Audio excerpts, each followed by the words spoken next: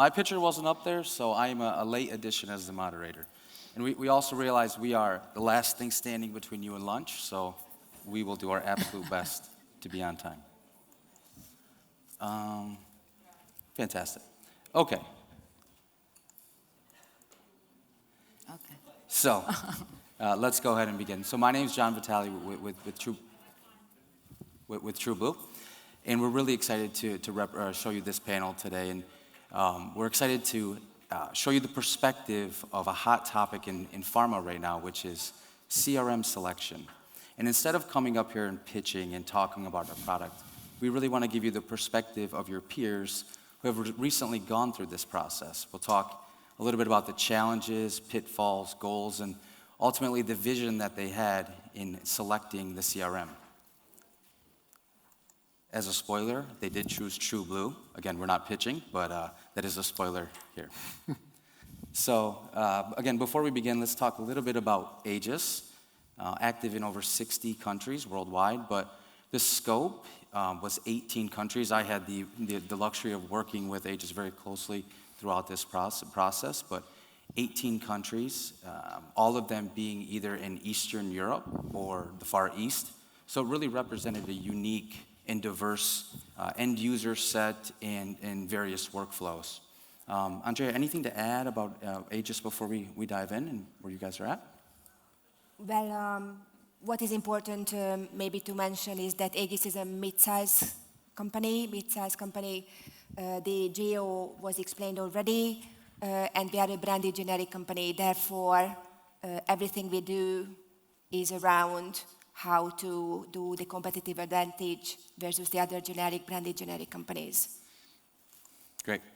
And now for Gedeon Richter, what's really unique about this, you'll get the corporate global perspective, but then also the local perspective, right?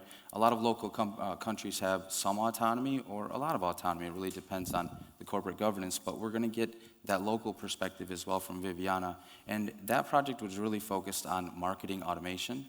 So it's going to be exciting to hear that global and local perspective. Yeah. So let's first talk about Gedeon Richter's use case, right? So Viviana, I want to start with you.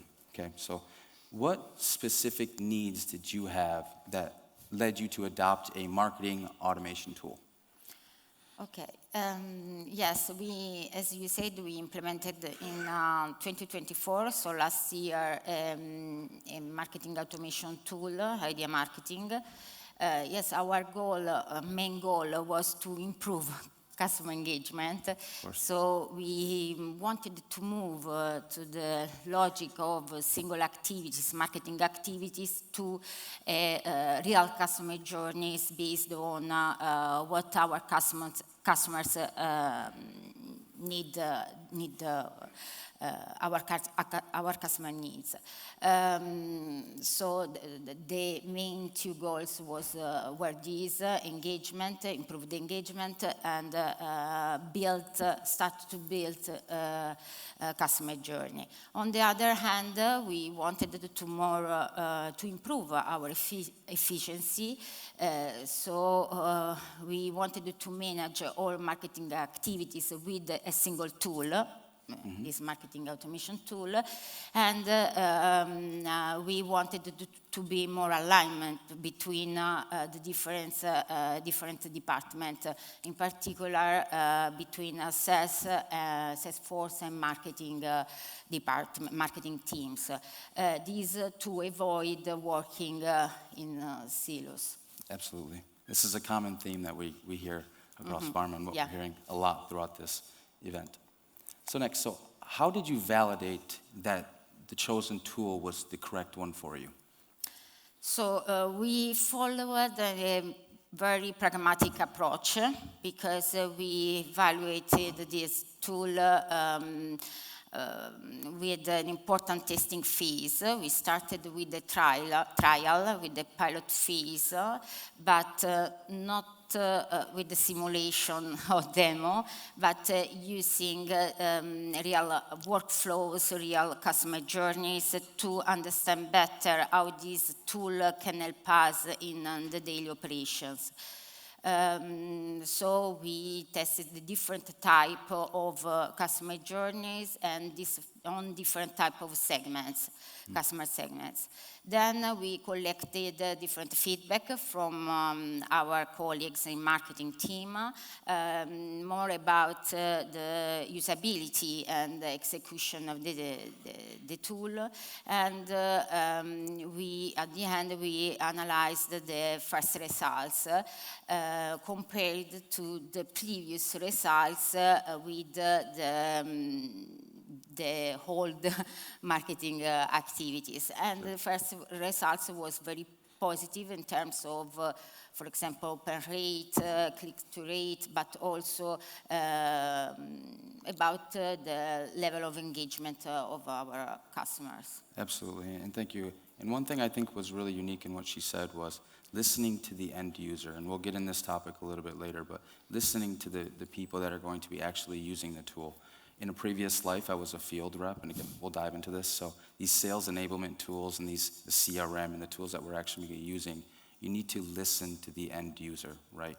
Oftentimes we take top-down decisions and approaches, but listening to the perspective of the people using the tool, I think, is something really unique and important. Last question. What steps do you plan to take next? You've implemented the tool. It's great. It's shiny, brand new. What do you do next? What do you do now? We know that we have to improve. We want, for example, we want to optimize our customer journeys, making them more omnichannel, more complete. We want to continue with an advanced training. It's very important for me, the training, because, okay, we can have a Ferrari, but then you have to use it in the best way. Then we want to improve how we can use the insights collected from our customers. So the idea is to use this data, these new insights, to make our custom profiling more complete and dynamic, always updated. Absolutely. And you can tell this is an Italian panel. We will use Ferrari and maybe some other Italian brands as well. But I'll give you the final word as we kind of move to the next question. Yeah. Yes, so my suggestions is to don't look only to technology, okay? The technology now it's very important, but in my opinion, what makes the difference is to choose a partner to grow together over time. So it's important to adapt the technology to the real needs of the business.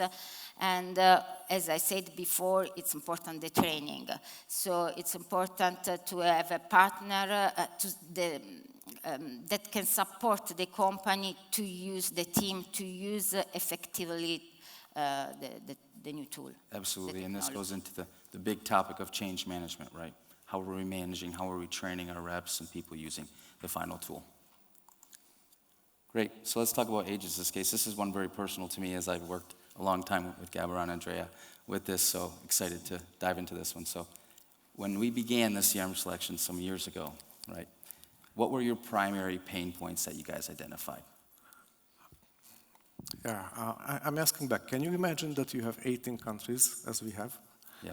And in the 18 countries, we have 9 different CRM vendors and more than 80 different systems and solutions which are linked to the CRM systems. So can you imagine how easy to get data from these systems and how we can use advanced functionalities like omnichannel, AI, or whatever we were talking about it during these 2 days. Yeah. So that's the pain point. That was the pain point. Yeah, multiple fragmented systems is really tough, which then leads to, again, poor data, not able to have actionable insight or make strategic decisions across all countries that are in scope. I think that was something that we identified very early on.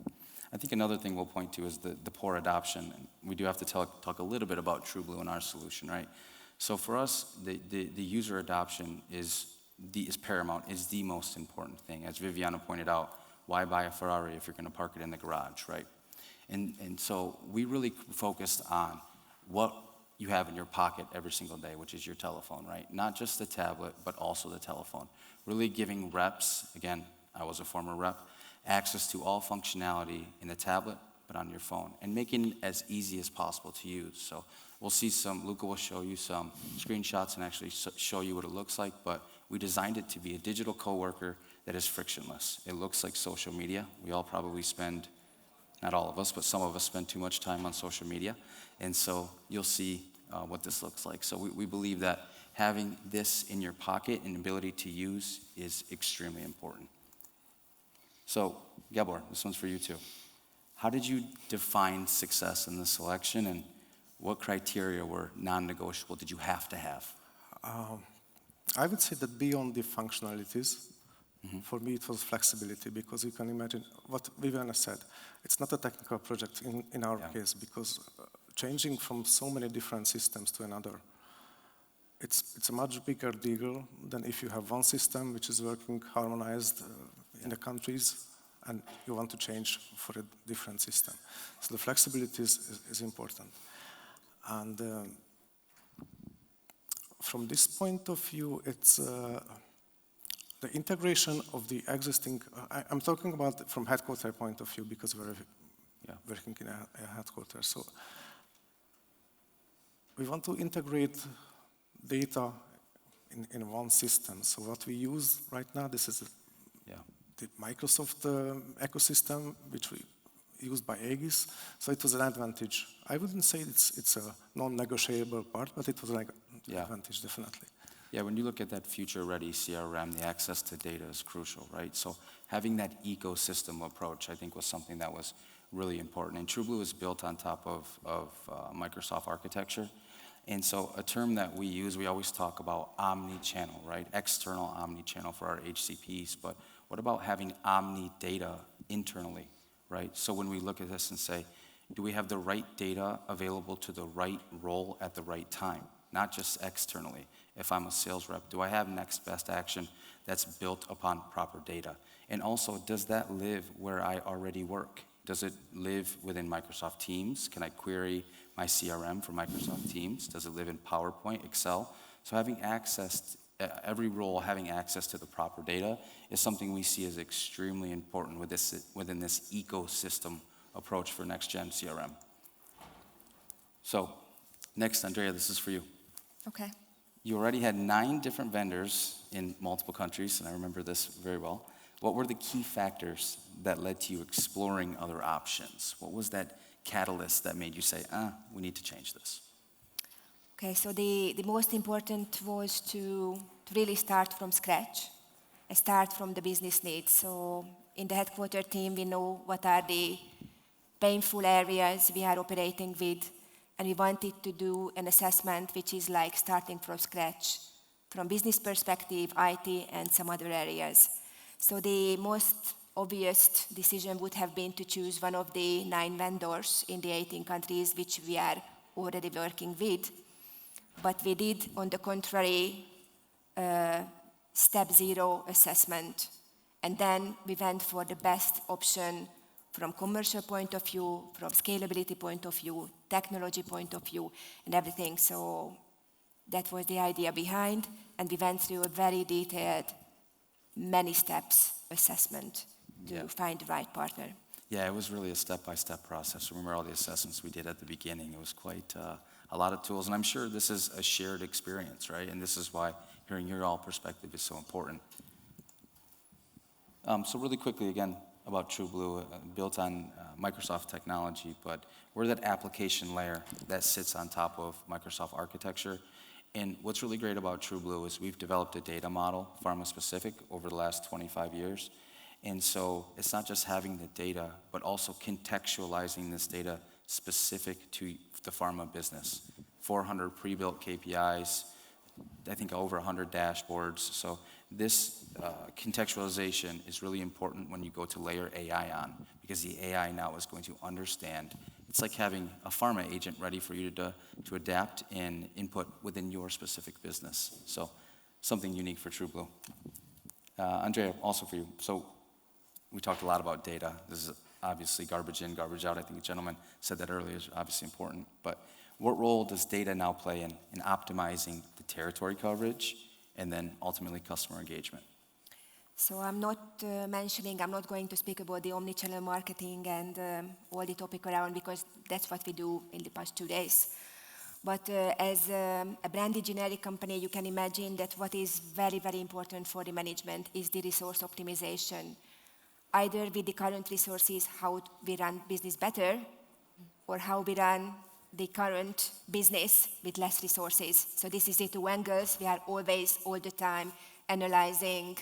So for me and for the team, for my team, with Gábor and with the others, this performance optimization, business understanding what the countries are doing in the operations, because sometimes headquarter people don't see what's happening really in the countries. So for me, that was the most important area to really see the business insights, the company insights on the local affiliate level, and also to be able to do the performance optimization and comparability, to compare Apple with the Apple in the countries on certain KPIs, on certain business expectations. Absolutely. Yeah, having visibility across all countries and having unified data, right? So you can actually make that comparison apples to apples. Where are we underperforming? Where do we need to allocate these resources that we have a limited amount of in which market? So I think that's a really great point. So on theme, we do a question and then we'll show you a little bit about Trueblue. So as I was mentioning, we really got our foundation with data and analytics, with the data warehouse in 2003 we created actually. And so you can see all these data sources. We even have our competitor up there, so you know we're operating in good faith. But you can see all of these data sources and they go into this engine. But what's most important on this screen is you see that semantic layer. That is, again, where it gets contextualized for pharma, pre-built KPIs. So you don't have to boil the ocean or reinvent the wheel.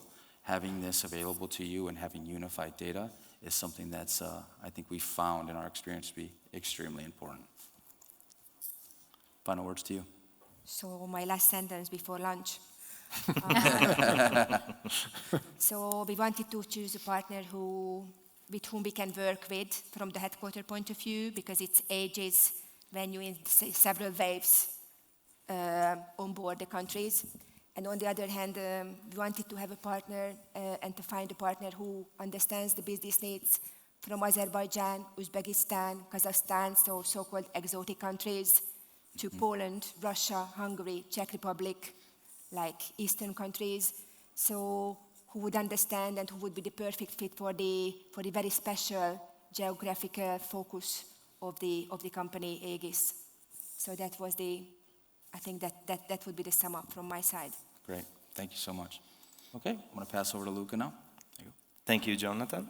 Now it's time for me to showing the 3 hours demo before lunch. So no, I don't show nothing today. I would like just to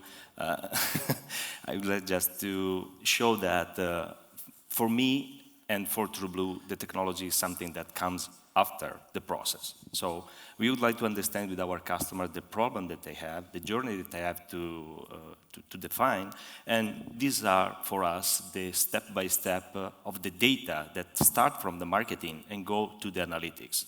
And to collect, monitor, or analyze the data, we have created an amazing smart application that gives you the opportunity to use the phone, as Jonathan said before, to read the data, write the data, and use the AI to interpret that data and give you the best insights ever. Another thing is that we are not only a CRM company, we have a company that have different solutions. So we start from the problem, and based on the problem that you have, we can apply our suite and our product to try to resolve the problem. I'd say try, because sometimes it's not just a problem that you have to resolve, but it's this change management. So we take care about the problems with the solution, but at the end of the day, we try to do our best for the change management. And if you have a tool that gives you the opportunity to simplify the change management, because the interface, user interface and everything is something that is more similar to the social networking application that we are using all day, is something that can help. And the AI, specifically for the AI, is not something that wants to substitute the activities of the reps on the fields, but the AI, in our case, is an assistant, a real assistant that gives the opportunity to the reps to interpret the data, to understand how to use the application, and give them the opportunity to have their life on the fields smarter and faster, to collect the best data, to give the opportunity to the company to design the best strategy. So our goal is closing the gap between data and strategy, and then closing the gap between strategy and execution. And I give you back the... Sure, thank you. For the wrap-up and everything. Yeah, absolutely. And a thing to note is that this is already a deployed system. So this is obviously, we're continuously making this better, but we actually have metrics to show what the user adoption looks like when they get idea in their hands. So being a former rep, I can tell you we hate non-revenue generating activity. Logging of interaction is amazing what happens at Friday at 4:30 when we start logging interactions, right? And that leads to worse data, and then you don't have insight, as Andrea pointed out, into the field of what's happening. So it's really a closed loop and a full circle that everybody needs to have access to the correct tools, and again, the correct data to make their life easier. So I think we're ahead of time, so I think I'm going to be owed some money. But, but no, just to give you a couple of closing thoughts to leave you with. So the first being, fight the urge to just retract back to status quo because it's easier, right? So fight that urge and be bold in your decision making. And final thing is just keep an eye on the vision that you had when you started the process, where you want to be, right? And make the decisions along the way that are going to lead you to getting there. Don't go backwards to status quo. Go forward to the future. Thank you. Thank you.